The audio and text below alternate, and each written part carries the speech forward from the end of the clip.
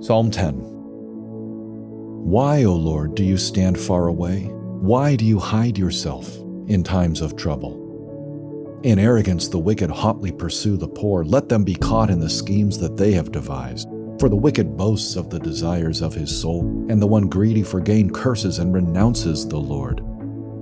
In the pride of his face the wicked does not seek him. All his thoughts are, there is no God. His ways prosper at all times. Your judgments are on high, out of his sight. As for all his foes, he puffs at them. He says in his heart, I shall not be moved. Throughout all generations I shall not meet adversity. His mouth is filled with cursing and deceit and oppression. Under his tongue are mischief and iniquity.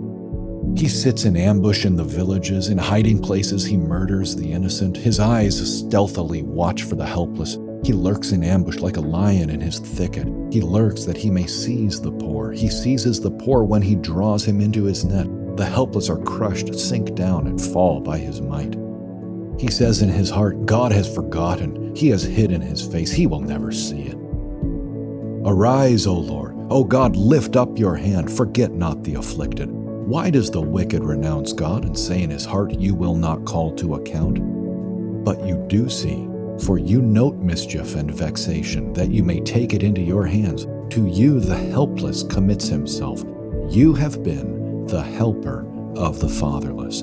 Break the arm of the wicked and evildoer. Call his wickedness to account till you find none. The Lord is king forever and ever. The nations perish from his land. O Lord, you hear the desire of the afflicted. You will strengthen their heart. You will incline your ear to do justice to the fatherless and the oppressed, so that man who is of the earth may strike terror no more. The tone of Psalm 10 turns sharply from the psalms that have come just before. Here we find the psalmist distraught at the victimization of the helpless. And this cruelty seems to come not at the hand of foreign nations, but at the hands of fellow Israelites, fellow members of the people of God. The sight of such evil carried out against fellow humans, fellow members of God's people, can easily cause deep cynicism and emotional fatigue. How does one persevere in the face of horrors done to others, especially horrors perpetrated by those who ought to have been the kindest? Everything in us screams out for justice.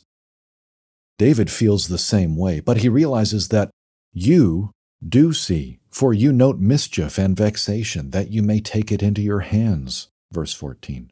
The Lord will do justice to the fatherless and the oppressed. Verse 18. God will one day right all wrongs, straighten out all that is bent, and rinse this world clean of all injustice.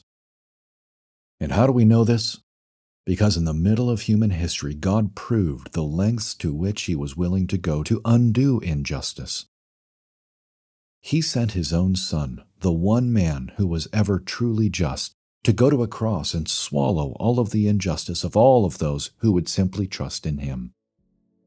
Does this mean we can overlook injustices committed against the helpless today? On the contrary, it means that we are freshly empowered and motivated to fight the horrors of this world, knowing that the horror of our own sin has been justly wiped away by sheer grace in the work of Christ, received by faith.